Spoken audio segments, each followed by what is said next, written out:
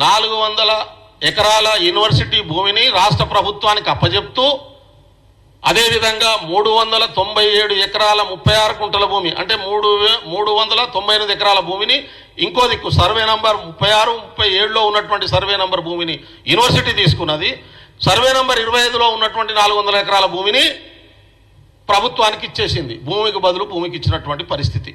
ఇది ఎప్పుడు జరిగింది? 2003లో జరిగింది. ఈ భూమిని తీసుకుపోయి చంద్రబాబు నాయుడు గారు ఆ రోజు ఉన్నటువంటి ప్రభుత్వం IMF కంపెనీకి 50,000 చొప్పున అమ్ముకున్నది. ఇది జరిగినటువంటి వాస్తవం. యూనివర్సిటీ అధికారులు, యూనివర్సిటీ యాజమాన్యం దీనికి సమాధానం చెప్పాలి. యూనివర్సిటీలో ఉన్నటువంటి ఇంటెలెక్చువల్స్, యూనివర్సిటీలో ఆ రోజు ఉన్నటువంటి మేధావులు, ఆ యూనివర్సిటీ సంఘాలు దీనికి సమాధానం చెప్పాలి. నంబర్ 1. నంబర్ 2, 2004లో కాంగ్రెస్ పార్టీ అధికారంలోకి వచ్చింది.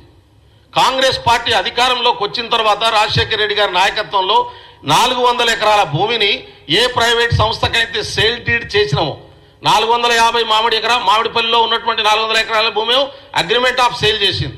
అగ్రిమెంట్ మాత్రమే జరిగింది. ఈ 400 ఎకరాల భూమి ప్రైవేట్ కంపెనీకి రిజిస్ట్రేషన్ జరిగిపోయింది, సేల్ డీడ్ చేసేసారు.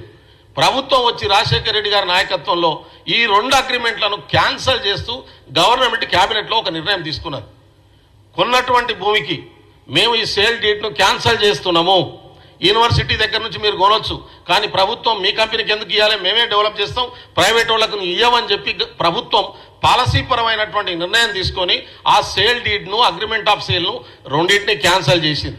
క్యాన్సల్ చేసిన తర్వాత ఆ కంపెనీ ఏం చేసింది, 2006లో మేము ఆల్రెడీ డబ్బులు పెట్టి కొన్నాం ప్రభుత్వం దగ్గర, గత ప్రభుత్వం మాకు ఇచ్చింది, ఈ ప్రభుత్వం మా దగ్గర నుంచి వెనక్కి గుంజుకుంటున్నది అనేటటువంటి పద్ధతిలో హైకోర్టులో కేసు వేసినటువంటి పరిస్థితి. యూనివర్సిటీ కథ 398 ఎకరాలు తీసుకొని 400 ఎకరాలు ఇచ్చిన నాటికే యూనివర్సిటీతో తెగదెంపులు అయిపోయింది. తెగదెంపులు అయిపోయినాక అది రాష్ట్ర ప్రభుత్వ భూమిగా కన్వర్ట్ అయింది. రాష్ట్ర ప్రభుత్వం దాన్ని అమ్ముకున్నది. మళ్ళీ వచ్చినటువంటి ప్రభుత్వం ఆ అగ్రిమెంట్ క్యాన్సల్ చేసి రాష్ట్ర ప్రభుత్వం భూమి ప్రైవేట్ కంపెనీకి ఇవ్వమని చెప్పి వెనక్కి తీసుకున్నది. వెనక్కి తీసుకోవడం కోసం అగ్రిమెంట్ క్యాన్సల్ చేసింది. క్యాన్సల్ చేస్తే సేల్ డీడ్ చేసుకున్నటువంటి ప్రైవేట్ కంపెనీ ఏదైతే ఉన్నదో IMF కంపెనీ, అది హైకోర్టులో కేసు వేసింది. ఆ కేసు 2006 నుంచి మొన్నటి దాకా, తెలంగాణ రాష్ట్రం ఏర్పడ్డ తర్వాత కూడా కేసు నడిచింది. తెలంగాణ రాష్ట్రం ఏర్పడి కాంగ్రెస్ ప్రభుత్వం అధికారంలోకి వచ్చేదాకా 11 సంవత్సరాలుగా కేసు నడుస్తూనే ఉన్నది. దాని మీద ఉమ్మడి రాష్ట్రంలో రాజశేఖర రెడ్డి గారి తర్వాత ముఖ్యమంత్రి అయినటువంటి వాళ్ళు పర్సూ చేసిండ్రు. తెలంగాణ సపరేట్ అయిపోయింది 2004లో. 2014లో సపరేట్ అయిన తర్వాత తెలంగాణ ప్రభుత్వం ఏర్పడ్డది కేసీఆర్ గారి నాయకత్వంలో.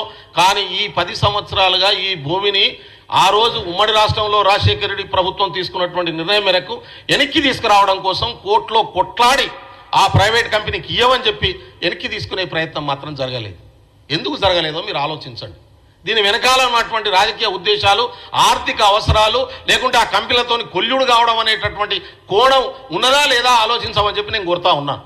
తెలంగాణను మేమే తెచ్చినాం, తెలంగాణను మేమే కాపాడినాం, తెలంగాణ కోసమే పుట్టినాం, మేము లేకుంటే తెలంగాణలే లేదు అని మాట్లాడేటటువంటి BRS నాయకులు నేను అడుగుతా ఉన్నాను.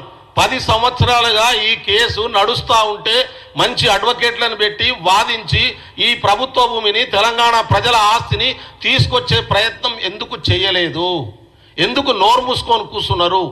పైగా ఆ భూమి పక్కనే ఉన్నటువంటి 25 ఎకరాల భూమిని, ఆ భూమి పక్కనే ఉన్నటువంటి 25 ఎకరాల భూమిని మై హోమ్ కంపెనీకి అప్పజెప్పి దాంట్లో ఆకాశ హార్మ్యాలు నిర్మించడం కోసం పర్మిషన్లు ఇచ్చి, దానికి రోడ్డు లేకుంటే ఈ భూమి నుంచినే వితౌట్ పర్మిషన్ 100 ఫీట్ల రోడ్డు వేసి ఆయన భూమిని డెవలప్ చేసుకోవడం కోసం అవకాశం కల్పించినటువంటి వాళ్ళు ఎవరు? ఏ ప్రయోజనాల కోసం కల్పించిండ్రు? ఏం సాధించాలని కల్పించిండ్రు? వన్యప్రాణి రక్షణ కోసం కల్పించిండ్రా? యూనివర్సిటీ డెవలప్మెంట్ కోసం కల్పించిండ్రా? పోనీ తెలంగాణ ప్రజల బాగు కోసం కల్పించిండ్రా?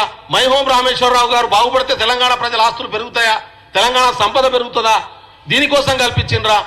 ఇది ఒక అంశం. రెండో అంశాన్ని కూడా ఈ సందర్భంగా నేను ప్రస్తావించదలుచుకున్నా. తెలంగాణ లీగల్గా కంప్లీట్ చేయండి. నాకు తెలంగాణలో కాంగ్రెస్ ప్రభుత్వం వచ్చిన తర్వాత రేవంత్ రెడ్డి గారు ముఖ్యమంత్రి కాంగనే చేసిన మొట్టమొదటి పని ఏంటంటే, తెలంగాణ ప్రజల ఆస్తులు ఎక్కడ అన్యాక్రాంతం అవుతున్నాయి, తెలంగాణ ప్రజల ఆస్తులను ఎట్లా రక్షించుకోవాలి, సీరియస్గా నిర్ణయం తీసుకొని ఈ కేసు ముందుకు రాగానే దీని మీద మంచి అడ్వకేట్లను పెట్టి ఇమ్మీడియట్గా హైకోర్టులో ఆ కేసును కొట్టిస్తే వాళ్ళు సుప్రీంకోర్టుకు పోయారు. సుప్రీంకోర్టుకు పోతే సుప్రీంకోర్టులో కూడా కేసును వాదింపజేసి దాన్ని కొట్టింపజేస్తే గవర్నమెంట్ ఫేవర్గా ఆర్డర్ వచ్చింది. ఈ భూమి ప్రభుత్వ భూమి మాత్రమే అనేది వచ్చింది. నేను ఇక్కడ 2 ప్రశ్నలు అడగదలుచుకున్నా ఇవాళ మాట్లాడుతున్నటువంటి వాళ్ళను. ఒకటి యూనివర్సిటీ యాజమాన్యాన్ని, రెండోది యూనివర్సిటీలో పనిచేస్తున్నటువంటి మాట్లాడుతున్నటువంటి సంఘాలని అండ్ మేధావులను. 2006 నుంచి ఈ కేసు నడుస్తుంది కదా, ఇది యూనివర్సిటీ భూమి అయితే యూనివర్సిటీ ఎందుకు ఇంటర్ఫియర్ కాలే కేసులో?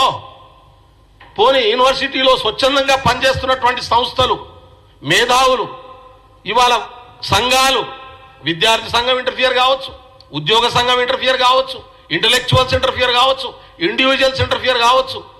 ఇది మా యూనివర్సిటీ భూమి, ఇది ప్రభుత్వ భూమి, ఇది మా యూనివర్సిటీకే మళ్ళా అప్పచెప్పండి అనేటటువంటి ఒక్క పిటిషన్.